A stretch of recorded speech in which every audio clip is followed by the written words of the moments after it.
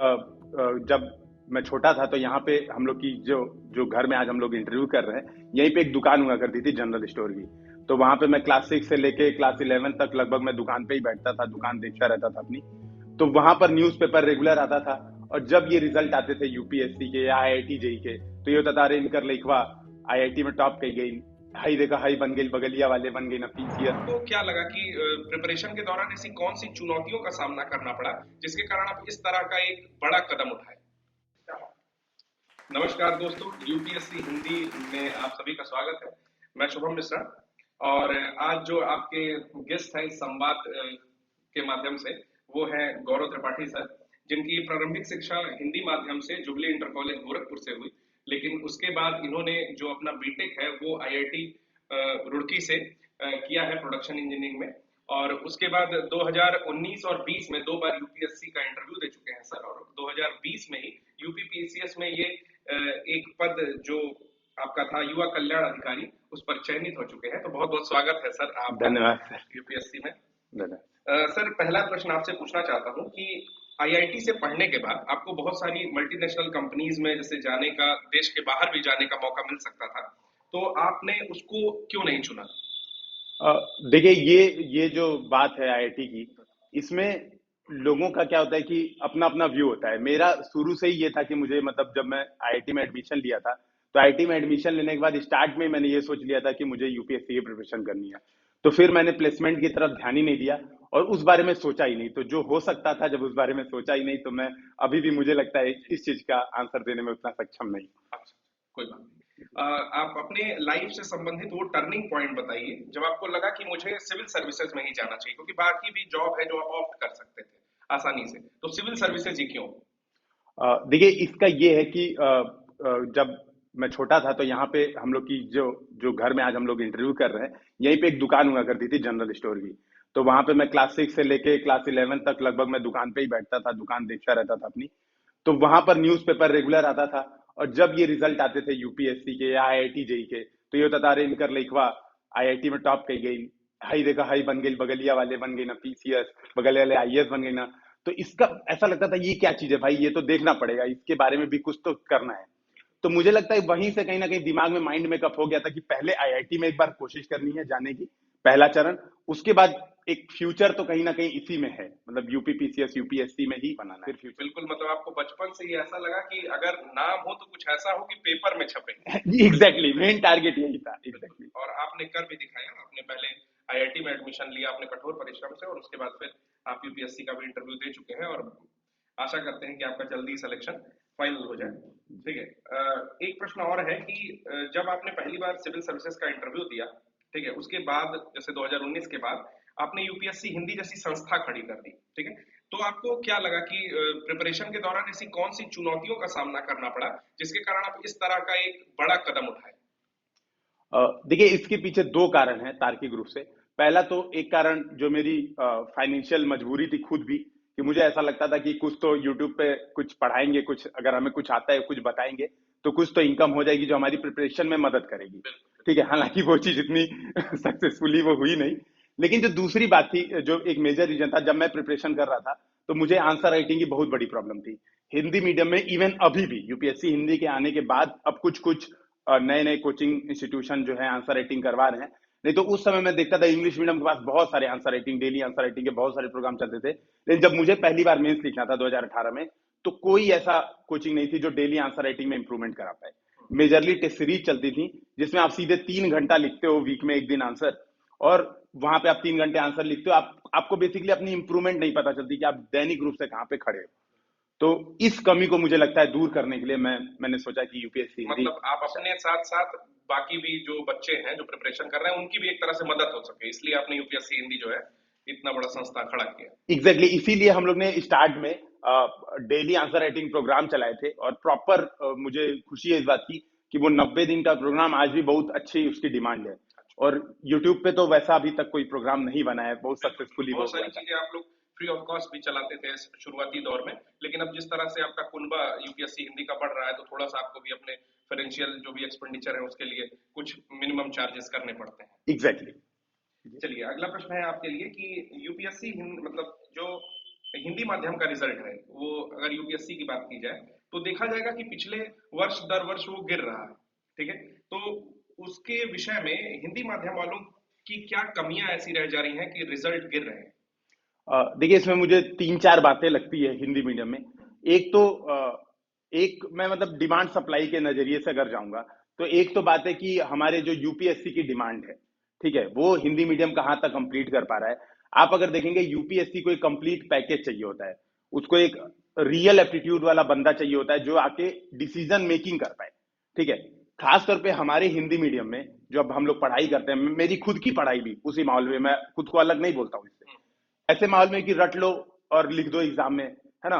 और हम लोग का क्या है कि गुरु जी एकदम, मतलब गुरु जी एकदम परमेश्वर हैं, गुरु जी के साक्षात नमन करने वाले हम लोग की बचपन से पूरी पालन पोषण ही हमारा इस माहौल में हुआ है।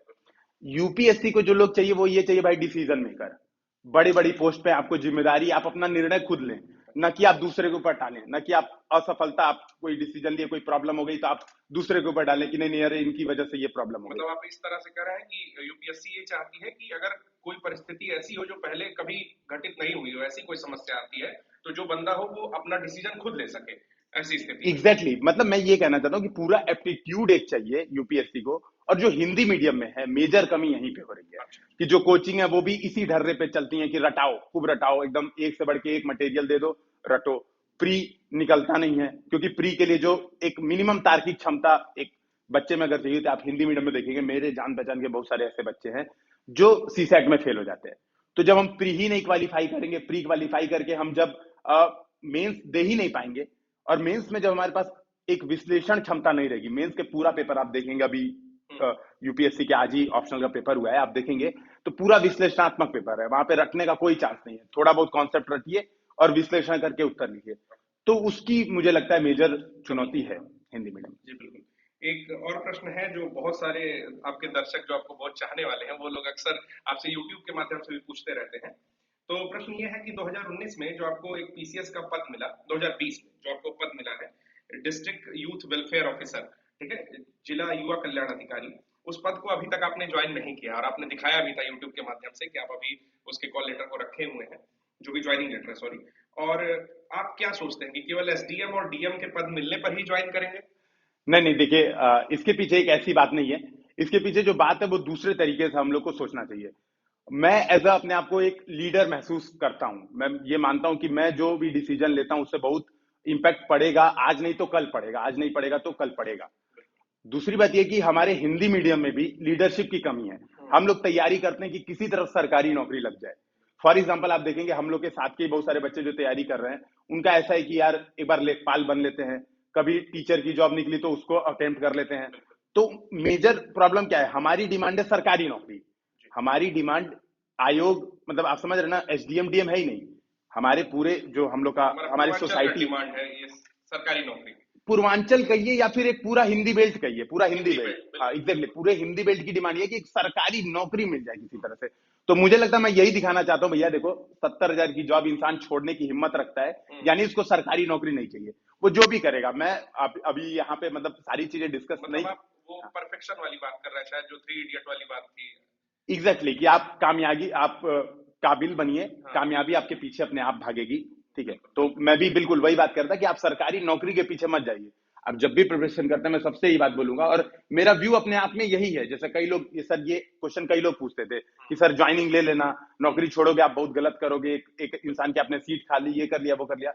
मैं यही बात समझाता चाहता हूँ, आप अपने पैशन को फॉलो कीजिए। आपका पैशन, अगर आपको लग रहा है टीचिंग पैशन है, तो इसको फॉलो कीजिए। हाँ, तो बिल्कुल मैं इस बात के लिए, ये आपके एक कॉन्फिडेंस को भी दिखाता है कि आप कितने कॉन्फिडेंट हैं खुद को लेकर के, क्योंकि आज के समय में एक छोटी नौकरी छोड़ना, लेखपाल क्या, मैं कह रहा हूँ कि अगर वीडियो की नौकरी भी हो, ग्राम विकास अधिकारी की, तो वो भी जल्दी कोई छोड़ने का कुव्वत नहीं रखता है, लेकिन इतनी बड़ी नौकरी छोड़ना अपने आप में आपके कॉन्फिडेंस को दिखाती है, जो बहुत ही काबिल तारीफ है। और इसीलिए आप इतने पॉपुलर भी हैं सर, ये वास्तविकता है कि इसीलिए आप यूट्यूब पर इतने पॉपुलर भी हैं।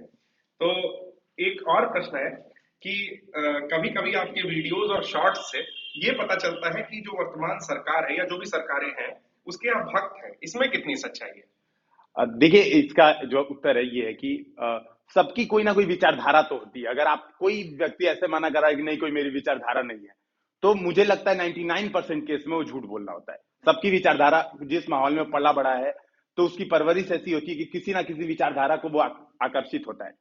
तो मुझे लगता है कि मैं किसी एक विचारधारा के प्रति आकर्षित हूं, इसमें मैं झूठ नहीं बोलूंगा, वो बिल्कुल सही बात है। लेकिन मुझे लगता है मैं अपनी जिम्मेदारी निभाते हुए किसी के ऊपर ये थोपता नहीं हूं कि नहीं तुम भी यही फॉलो करो। और दूसरी बात जो सर बहुत महत्वपूर्ण है कि एज अ सिविल सर्वेंट जब आप नौकरी करेंगे तो आप भक्त बन के ही काम सही से कर पाएंगे। ये बार बार देखा जाता है, आप देखेंगे बहुत सारे ऐसे आईएएस ऑफिसर हैं, बहुत सारे ऐसे एसडीएम है जो परेशान रहते हैं, बार बार ट्रांसफर पोस्टिंग इनके चक्कर में पड़े रहते हैं और वो सही से काम नहीं कर पाते जबकि उनके पास क्षमता है। तो मुझे लगता है कि अगर आपके पास भाई आपको कोई जनप्रतिनिधि आपसे कोई काम करवाना चाहता है और लीगल काम करवाना चाहता है तो वो करिए, उसकी बात सुनिए, ये जरूरी है कम्युनिकेशन। बिल्कुल, आपके कहने का मतलब है कि जो ब्यूरोक्रेसी है, नौकरशाही है, और जो जनप्रतिनिधि होते हैं, हमारे लोकतंत्र में एक सामंजस्य बना के ही साथ में चला जा हाँ सकता है। बिल्कुल, भक्ति तो नहीं कह सकते लेकिन आपको इंक्लाइंड होना पड़ेगा। बिल्कुल उनके अंडर में ही काम करना है। एग्जैक्टली, ये बात माननी चाहिए। ये आप सेवक हैं ना कि आप शासक हैं, ये बात अगर आप मान के चलेंगे तो मुझे लगता है मैं इस बात को मानता हूं। और मुझे कोई भी सरकार, ऐसा नहीं है जो वर्तमान सरकार है, जस्टिफाइड आपने आंसर किया। बिल्कुल जो भी रहेगी मैं सबका भक्त रहूंगा भाई। करता हूं कि आपके दर्शकों को ये उत्तर बहुत पसंद आए। अगला प्रश्न है सर कि जो आपने आईआईटी से बीटेक किया, ठीक है, उसके बाद भी आप हिंदी माध्यम में पेपर देते हैं, आप इंग्लिश में सारे पेपर्स लिखे होंगे, आपने प्रोडक्शन इंजीनियरिंग से किया है, तो उसमें भी आप बेहतर लिख सकते थे, फिर भी हिंदी माध्यम क्यों? देखिए आईआईटी में भी मेरी ग्रेड, इंग्लिश मीडियम में आईआईटी पूरी पढ़ाई होती है लेकिन वहां पे मेरी ग्रेडिंग काफी अच्छी रही है, तो इसका मतलब है कि इंग्लिश मुझे ठीक ठाक आती है। जी नहीं, बिल्कुल आती एक जो बात है ना कि हिंदी के साथ एक भावनात्मक जुड़ाव तो रहा ही है, इसको मैं मतलब मना नहीं कर सकता। और दूसरी बात यह है कि चूंकि जो हम लोग की जो प्रिपरेशन बेल्ट है मैक्सिमम, जैसे मेरे बड़े भैया जैसे मैं सीख सीख के बार बार प्रिपरेशन में आया, बेसिकली उनकी गाइडेंस से ही प्रिपरेशन मैंने स्टार्ट की, तो फिर मुझे लगता कि, और जो मेरे दोस्त थे जैसे रमन सर हैं, तो फिर ऐसा लगा कि यार ये भी लोग हिंदी में कर रहे हैं तो चलो साथ साथ में हिंदी में ही कंपटीशन करेंगे। और एक हिंदी की जो खास बात थी, जो हिंदी की खास बात थी कि यार अब चीजें इंग्लिश में पढ़ो, अगर 1 घंटे में आप 4 पेज 3 पेज पढ़ के समझ पा रहे हो, तो हिंदी में वही स्पीड बहुत ज्यादा थी। और मैंने इस बात को भी देखा कि हिंदी मीडियम से मुझे कोई नुकसान नहीं हुआ। ऐसा हिंदी मीडियम स्टूडेंट, मुझे जीएस में नंबर खूब अच्छे मिले, मैं अपनी कमियों की वजह से इंटरव्यू पे जाके रुका नहीं, तो एज अ हिंदी मीडियम मुझे कोई प्रॉब्लम नहीं हुआ। मतलब आपके कहने का मतलब है कि माध्यम कहीं बीच में नहीं आता अगर आप स्मार्टली काम करते हो, और हिंदी के प्रति आपकी जो एक क्या बोला जाए कि आत्मीयता या लगाव प्रेम बहुत ज्यादा है। एग्जैक्टली, ये दोनों चीजें हैं। अगला एक प्रश्न है सर कि जैसे मार्केट में पिछले 6 सालों में, जब से आप कहिए कि मैं किसी इंटरनेट ब्रांड का नाम तो नहीं लूंगा, लेकिन उसके आ जाने से मार्केट में स्टडी मटेरियल जो है घर घर पहुंच चुके हैं, हर जगह आशातीत रूप से वृद्धि है इस प्रकार की। तो जो एस्पायरेंट है उन्हें समस्या कहाँ आ रही है? क्या चुनाव करने में समस्या आ रही है कि कौन सा स्टडी मटेरियल पढ़े, या वाकई में अध्ययन सामग्री की अभी भी समस्या मौजूद है हिंदी माध्यम के लिए? देखिए इसमें कोई भी मीडियम हो सर, मैं आपसे एक बात करना चाहता हूँ, माफ कीजिएगा, कोई भी मीडियम हो, केवल हिंदी मीडियम की ये समस्या नहीं है। हमारे साथ मेजर जो चंक ऑफ जो प्रिपरेशन जो बच्चे कर रहे हैं उनके साथ मेजर प्रॉब्लम ये है कि पेपर आता है, पहले पेपर आता है, उसके बाद देखते हैं कि किस सोर्स से आया, तो उसके बाद भटकना शुरू। जैसे मान लीजिए अभी पेपर हुआ, जैसे मान लीजिए यूपीएससी का पेपर हुआ, अब पहले हम लोग खोजना चालू करते हैं कि किस किस सोर्स से पेपर आया बना, फिर हम लोग क्या करते हैं वो सारे मटेरियल इकट्ठा करते हैं, अगली बार एग्जाम देते हैं, हमारा प्री रह जाता है मान लीजिए, ठीक है, तो फिर हम क्या करते हैं, फिर अगली बार भी देखते हैं कि फिर नया सोर्स चेंज करते हैं। तो हमारे साथ जो आपने सर बात कही कि चुनाव की बहुत बड़ी प्रॉब्लम है। आपको सीधी बात है भाई, अगर हमारे पास सिलेबस है, यूपीएससी ने एक अपना सिलेबस डिफाइन कर रखा है या यूपी विशेष ने सिलेबस डिफाइन कर रखा है, प्री के प्रीवियस ईयर क्वेश्चन आपके पास हैं, बजाय कि आप सोर्स खोजिए, कोई भी एक सोर्स पढ़िए जो भी आपके पास हो, आपका जो भी सोर्सेस हो, किसी भी कोचिंग, कोई भी पब्लिकेशन, एक सोर्स हर सब्जेक्ट के लिए फॉलो कीजिए, टेस्ट दीजिए, एप्टीट्यूड वो वाला डेवलप कीजिए जो आपको एग्जाम में काम कराएगा, और आप सीधे सीधे क्वालिफाई होइए, बजाय कि इधर उधर। मतलब आपके कहने का ये मतलब है कि आप कोई भी एक बुक ले लीजिए जो भी मार्केट में अवेलेबल है, या यूपीएससी हिंदी माध्यम या किसी और जो कोचिंग अवेलेबल कराती है, उसे ब्लाइंडली फॉलो करिए उस नोट्स को, और ज्यादा से ज्यादा आप अपने प्रैक्टिस पर जोर करिए। जी बिल्कुल, ताकि वो एप्टीट्यूड आ पाए। मैं बार बार इस बात को कह रहा हूँ कि वो एप्टीट्यूड आ पाए जो रिक्वायर्ड है एग्जाम में रिक्वायर्ड है। बिल्कुल, इसी कारण शायद आपकी यूपीएससी हिंदी जो संस्था है वो टेस्ट पर ज्यादा फोकस करती है। बिल्कुल, हम लोग बिल्कुल इसी बात पे हम लोग जो भी हम लोग प्रॉपर फोकस करते हैं कि आप प्रैक्टिस कीजिए, एकदम जबरदस्त प्रैक्टिस कीजिए और सिलेक्शन लीजिए, हम लोग बिल्कुल इसी बात पे फोकस। बिल्कुल। अगला प्रश्न है सर कि ऑप्शनल का जो विषय है, उसके विषय में मैं कुछ पूछूंगा, लेकिन उससे पहले एक बात और कि जीएस के जो 4 पेपर होते हैं, आपने 2019-20 दोनों में लगभग 100 नंबर से ऊपर आपने पाए हैं जीएस के चारों पेपर में। तो ये आपकी विलक्षण प्रतिभा के साथ साथ सामान्य अध्ययन पे आपकी गहरी पकड़, मजबूत पकड़ भी दिखाता है। तो ऑप्शनल के विषय में क्या कहेंगे कि लोगों को कैसे चूज करना चाहिए और कहाँ कमी रह गई? देखिए, मैं बिल्कुल इस बात को मानूंगा और मैं अपने दर्शकों से ये बात बताना भी चाहता हूँ कि मेरे यूपीएससी में फाइनल चयन न हो पाने के पीछे ऑप्शनल बहुत बड़ा मेजर फैक्टर रहा है। ठीक है, तो आप जब भी ऑप्शनल, जैसे मैंने जब ऑप्शनल जो भी, जैसे मैं अपना एग्जांपल देता हूँ, मैंने जब ऑप्शनल चयन किया तो हालांकि मैंने इसके लिए एक स्पेशल वीडियो बनाया था, पूरा पर डिटेल में डिस्कशन किया था, फिर भी मैं संक्षिप्तीकरण में अगर ये बात कहूँ कि प्रैक्टिस ऑप्शनल में भी उपलब्ध नहीं थी। हिंदी मीडियम में अभी भी जो मेरा वैकल्पिक विषय था भूगोल था, उसमें जो आप देखेंगे ना, पेपर इतना डायनेमिक हो चुका है, हर दिन बदलते हुए प्रश्न आ रहे हैं, बदलते हुए पैटर्न पे प्रश्न आ रहे हैं, और हमारे पास कुछ वैकल्पिक विषय ऐसे हैं जिनके अभ्यास का कोई स्रोत नहीं है। बिल्कुल, तो वो स्रोत की कमी, हालांकि मैंने प्रैक्टिस खूब की, लेकिन चूंकि एक आप कह सकते हैं ना कि आपको इंग्लिश मीडियम वाले से कंपटीशन करना है, जिसके पास उसी मीडियम में प्रैक्टिस सोर्स अवेलेबल है, वो डेली उसी मीडियम में टेस्ट दे पाता है, डेली उसकी कॉपी चेक होती है, आप उससे कंपटीशन कर रहे हैं और आप हिंदी में लिख रहे हैं। तो जब ये सोर्स नहीं होता है प्रैक्टिस का, तो मेरे हिसाब से वो एक मेजर फैक्टर था, और मेरे 200 ही नहीं क्रॉस होते हैं मतलब ऑप्शनल में, जबकि जीएस में मेरे हमेशा मतलब 400 प्लस आ जाते हैं। लेकिन ऑप्शनल चूंकि बहुत मतलब मेरा मेजर फैक्टर है सिलेक्शन ना हो पाने का। बिल्कुल बिल्कुल, ये भी जो बात आपने बोली है कि प्रैक्टिस की ही कमी रह जाती है। हिंदी माध्यम के जो विद्यार्थी हैं शायद उस तरीके का सोर्स अवेलेबल नहीं है, और यूपीएससी हिंदी में आशा करता हूं कि जल्दी ही ऑप्शनल के लिए भी जो है सोर्स अवेलेबल कराएंगे। मैं सर एक बात और मतलब ऑप्शनल पे मैं थोड़ा 1 मिनट और बोलना चाहूंगा ये बात, कि जैसे सोर्स, एक प्रैक्टिस की बात तो है ही कि मतलब आप प्रैक्टिस करते हैं और आप वो कॉपी चेक कराते हैं, ये तो एक है, मतलब एक फैक्टर है, इसको नेगलेक्ट नहीं करूंगा। एक जो मेजर फैक्टर ना सर, कि टॉपर्स की कॉपी ना होना। जैसे आप देखेंगे जो अदर ऑप्शनल है, या फिर जैसे आप मान लीजिए मेरा भूगोल ऑप्शनल है, और मैं as a English medium student अगर भूगोल को देखता हूँ, तो मेरे पास टॉपर है, जैसे जुनैद अहमद सर हैं, और बहुत सारे टॉपर्स हैं, एक कौशिक सर है, मुझे एग्जैक्टली उनका नाम नहीं याद है, तो आप देखेंगे प्रथम कौशिक सर, तो आप देखेंगे इंग्लिश मीडियम में उन लोग की कॉपी आपके पास है, आप आंसर राइटिंग करते हैं, आप उनको एक बेंचमार्क पे रखते हैं कि हाँ इन्होंने ऐसा लिखा, और आप उस बेंचमार्क के हिसाब से आंसर राइटिंग करते हैं। ठीक है, हिंदी मीडियम में कोई टॉपर है नहीं, जो टॉपर है उसके नंबर भी 200 आए, अब उस 200 वाले टॉपर को आप बेंचमार्क रखेंगे तो आपके भी उतने ही आएंगे। तो एक टॉपर कॉपीज होना ऑप्शनल के लिए मुझे लगता है कि ये बहुत इंपॉर्टेंट है। या तो आप खूब टॉपर बनिए, अपनी कॉपी दिखाइए, या तो किसी को फॉलो कीजिए। जी, आपने बहुत बड़ी बात कही है कि इंग्लिश मीडियम में तो इस तरह के टॉपर्स हैं जिनके मार्क्स आपके 200 250 तक जाते हैं, 327 330 327 तक जाते हैं। एग्जैक्टली। लेकिन हाँ, हिंदी मीडियम में इस तरह का कोई ज्योग्राफी या अन्य कुछ वैकल्पिक विषयों में इस तरह के टॉपर केवल हिंदी साहित्य एकमात्र ऐसा विषय जो हिंदी साहित्य के आपको ऑप्शनल के आंसर राइटिंग हिंदी के मीडियम टॉपर्स की कॉपी मिल जाएगी और किसी की नहीं मिलेगी। बिल्कुल बिल्कुल। तो अगला एक प्रश्न और है कि ऐसी बहुत सी अफवाहें आ रही थी पिछले कुछ वर्षों में, जिसमें बड़े कोचिंग संस्थान के कुछ शिक्षकों ने भी, कुछ टीचरों ने भी जो है वीडियोस बनाए हैं कई चैनल्स पर आकर के। उसमें ऐसा कहा जाता है कि इंग्लिश का जो कंपलसरी पेपर होता है यूपीएससी में, ज्यादा से ज्यादा बच्चे उसमें फेल हो जाते हैं और दूसरा सीसैट में फेल हो जाते हैं। इस पर कुछ बताइए।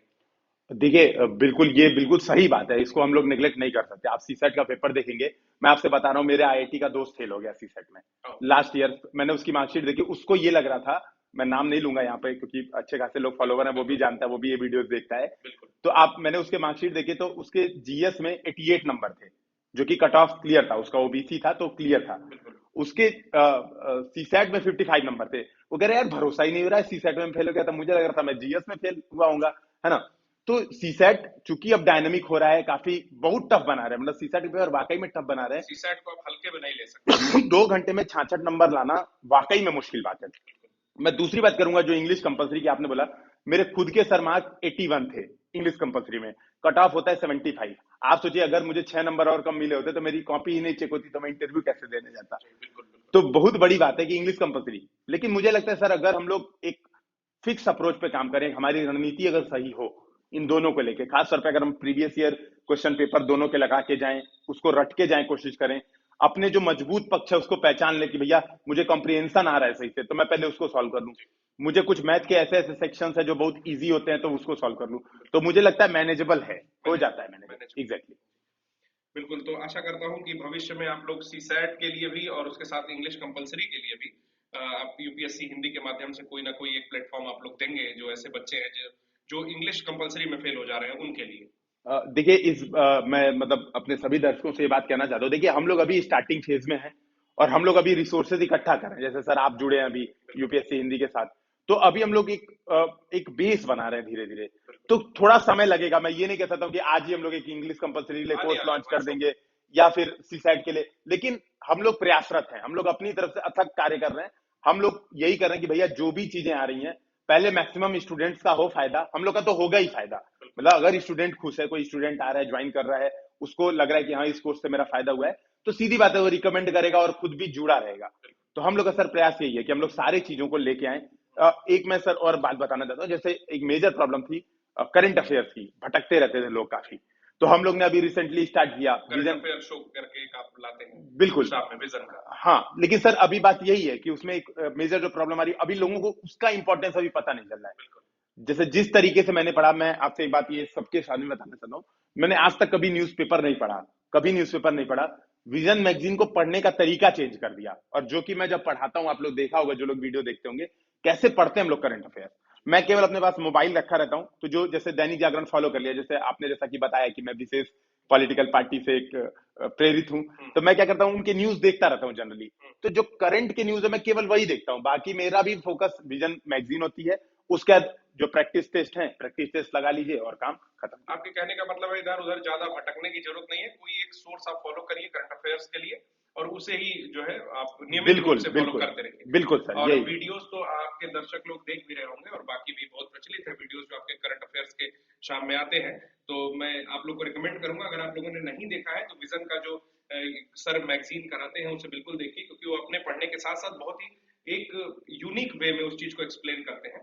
जी एक प्रश्न और है सर कि जैसे यूपीएससी हिंदी, दो प्रश्न एक ही में लिंक्ड है कि यूपीएससी हिंदी अन्य संस्थानों से कैसे भिन्न है, और 5 साल बाद यूपीएससी हिंदी को आप इस हिंदी बेल्ट वालों के लिए कहाँ देखना चाहते हैं? देखिए सर, जो पहला उत्तर है ये कि हम लोग का जो फोकस है मेनली, हम लोग भगवान बुद्ध का एक बहुत बड़ा स्टेटमेंट था, आपो दीपो भव। तो हम लोग का मेनली फोकस ये रहता है कि आप खुद उस लायक बनिए। अभी भारत में भी चल रहा है आत्मनिर्भर भारत।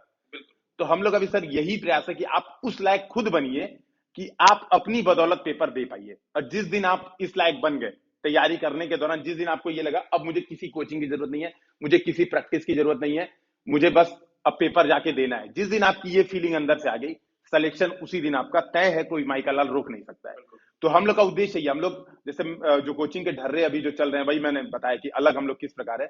जो वर्तमान में जो ढर्रा चलता है वो ऐसा ही चलता है कि मैं ऐसा करवा दूंगा कि ये वाला पॉलिटी का एक क्वेश्चन तुमसे नहीं छूटेगा। मैं इस किसी किताब से नहीं कराता हूं। जैसे मैंने कई टीचरों का ऐसे लेक्चर सुना है, बिल्कुल। यूट्यूब पे शॉर्ट्स वीडियो वायरल होते रहते हैं। बिल्कुल। मैं ऐसा करा दूंगा, भूगोल की एक क्वेश्चन यहां से नहीं छूटेगा, यहीं से यहीं यूपीएससी पेपर बनाएगी। और जबकि पेपर डायनेमिक आता है, आप बता रहे हैं। पेपर डायनेमिक आता है। उन लोगों ने खुद, मुझे लगता है शायद पेपर देखते नहीं है, या तो एक बार उनको सॉल्व, मेरे हिसाब से जो अभ्यर्थी लोग हैं, एक बार बैठा के पेपर सॉल्व करना चाहिए कि थोड़ा सा देखिए सर, आप कह रहे थे कि यहीं से आ जाएगा, कहाँ गया, है ना। बिल्कुल। तो अपो दीपो भव वाली बात जिस दिन हो जाएगी, देखिए सर सीधी बात है, मैंने जो बात कही, यूपीएससी की रिक्वायरमेंट है कि डिसीजन मेकर, है ना।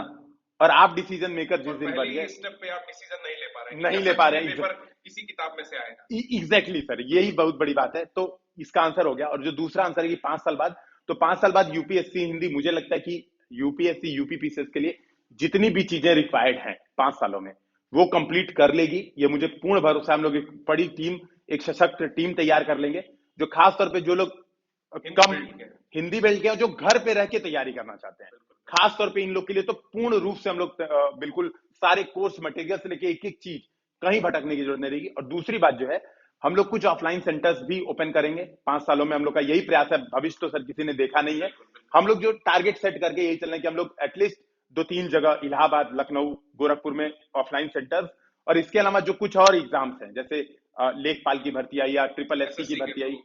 एग्जैक्टली। तो सर हम लोग ये 2-3 एग्जाम्स पे भी फोकस करेंगे। हालांकि मैं अकेले तो नहीं कर पाऊंगा, नहीं, आपको भी आप पता है। आपकी एक टीम होगी, आप बता रहे हैं। हाँ एग्जैक्टली, एक सर एक पूरी टीम होगी जो सभी एग्जाम पे फोकस करेगी। तो हम लोग निश्चित ही आगे बढ़ेंगे 5 सालों में। एक एक आखिरी प्रश्न जो आए दिन मैं आपके वीडियोस में देखता रहता हूँ, सब जितने भी आपके कुछ नए दर्शक होते हैं जो मुझे लगता है कि अभी 12th भी नहीं पास किए होते हैं, 10th का एग्जाम देते हैं और आपके वीडियोस देखते हैं, वो आए दिन पूछते रहते हैं कि किताबें कौन सी खरीदूं। तो इन लोग को आप एक बार बता दीजिए कि कितने पैसे खर्चे करने हैं किताब पर, कितनी किताबें जानना चाहते हैं ये लोग। देखिए इसमें ना कई बार हमारी ये आदत होती है कि हम लोग विंडो शॉपिंग करते हैं। निकल गए, देखे अच्छा ये बुक तो बड़ी अच्छी लग रही है हिस्ट्री की, ये कर लिया। मेरे हिसाब से आप अगर 10th 12th में हैं तो आपको किताबें पढ़नी चाहिए, आप रैंडम किताबें पढ़िए, कोई बहुत बुरी बुरी बात नहीं है। लेकिन जब आप एग्जाम में आ गए, जब आप उतर गए कि अब मुझे तैयारी करनी है, तो आपको पूरा कंपटीशन ओरिएंटेड हो जाना चाहिए मेरे हिसाब से। तो आपको पूरा फोकस ऐसे करना चाहिए कि भैया कौन सी चीज मिनिमम पढूं कि मेरा क्वेश्चन लगना शुरू हो जाए।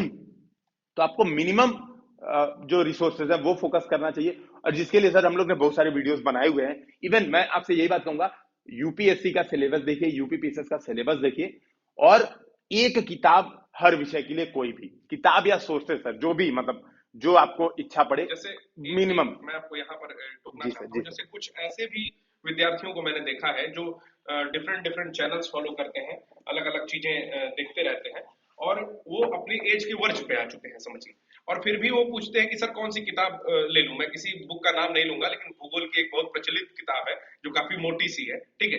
तो अगर वो किताब ले लेते हैं तो कंप्लीट भी नहीं कर पाएंगे। तो उनके लिए क्या सुझाव है कि आप शॉर्ट नोट्स पढ़ें, ना कि किताब पढ़ने जाए, मतलब अपने एज के वर्ज पर पहुंचने के बाद। देखिए सर, ये बहुत बड़ा मुद्दा है, ये वाकई में, ये जब तक हम लोग इस मामले को नहीं समझेंगे। क्योंकि मुझे लगता है हिंदी माध्यम के विद्यार्थी जब तक जानते हैं तब तक वो अपनी 26 क्रॉस कर चुके होते हैं। एग्जैक्टली सर, ये बहुत बड़ा इशू है। तो इसके लिए हम लोग, मतलब सर मैंने तो एक तरह से आंदोलन की तरह से इस बात को चलाया है कि यार मिनिमम एनसीईआरटी एक बार पढ़ो, सही से पढ़ो, उसकी पीछे के क्वेश्चन सॉल्व करो, उसके आंसर राइटिंग करो जो उसमें 50-50 शब्दों के अंदर, मिनिमम ये काम करो। उसके बाद फोकस करो करंट अफेयर्स, 3-4 जो बेसिक किताबें हैं, जैसे और आपने टेस्ट सीरीज। हाँ, जैसे आपने पॉलिटी की लक्ष्मीकांत ले लिया, आपने नीति सिंघानिया ले ली, एक एक हिस्ट्री की विपिन चंद्रा या स्पेक्ट्रम जो आपने ले ली, बेसिक वो एक बार रख लो अपने पास। उसको भी ऐसा नहीं है कि एकदम रेगुलर पढ़ो, बहुत ज्यादा ही पढ़ो, है ना, इतना नहीं, देखते रहो। टेस्ट पे फोकस करो, फोकस करो टेस्ट सीरीज पे, टेस्ट के क्वेश्चन सॉल्व करो, देखो कहां दिक्कत हो रही है, उसके नोट्स बनाओ हर पेपर के बाद। और ये अप्रोच आपको एप्टीट्यूड डेवलप कराएगी जो चाहिए। सर इतना अनसर्टेन पेपर आ रहा है ना, आपने इधर देखा होगा यूपी पीसीएस का प्री देखा होगा, मतलब मैं तो जानता हूं, हम लोग तो अब जब से इस व्यवसाय में आए तब तक हम लोग देख रहे हैं, बहुत सारे ऐसे बच्चे थे जिनका ऐसा श्योर था कि यार इनका प्री होगा तो इनका सिलेक्शन कोई रोक नहीं सकता है। मैं लिटरली बहुत सारे लोगों को जानता हूं, लेकिन हुआ क्या, प्री ही में रुक गया, क्योंकि वो अनसर्टेनिटी के लिए नहीं तैयार थे। उनके दिमाग में यही था कि इस सोर्स से आया था पिछले बार पेपर, इस बार हम यही सोर्स पढ़ रहे हैं और इसी सोर्स से मेरा हो जाएगा। जैसे फॉर एग्जाम्पल घटना चक्र, तो लोग ये सोच के जाते थे घटना चक्र से ही आएगा, और उसके भरोसे की और दिक्कत हो गई। आप अनसर्टेनिटी के लिए तैयार रहिए, एक है आप ये। सिलेबस कंप्लीट करिए, चाहे जो भी सोर्स यूज करिए। एग्जैक्टली, जी सर। ठीक है।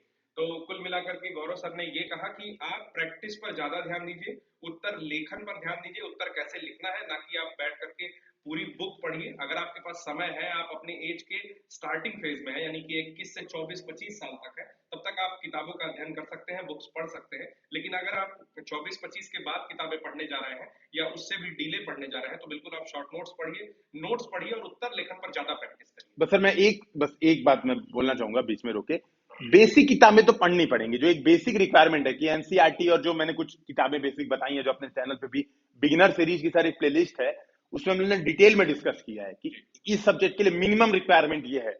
तो एक मिनिमम रिक्वायरमेंट तो पढ़नी पड़ेगी, उसके बिना आप सीधे प्रैक्टिस करने जाएंगे तो बिल्कुल हवा नहीं लगी भाई, क्वेश्चन समझ में भी तो आना चाहिए। तो minimum requirement plus previous year question बिल्कुल रटे होने चाहिए। तो सर ये दो बात मैं बस बिल्कुल ऐड करना चाहूंगा आपकी बातों में, और मुझे तो लगता है आशा करता हूँ कि जो आपके दर्शक हैं वो समझ गए होंगे, और इस इंटरव्यू को ज्यादा से ज्यादा शेयर करिए। अगर अभी तक आपने सब्सक्राइब नहीं किया है यूपीएससी हिंदी चैनल, तो इसे सब्सक्राइब करिए और जुड़े रहिए हमारे चैनल के साथ। जी, बहुत धन्यवाद बहुत सर। धन्यवाद। जय हिंद, जय हिंद।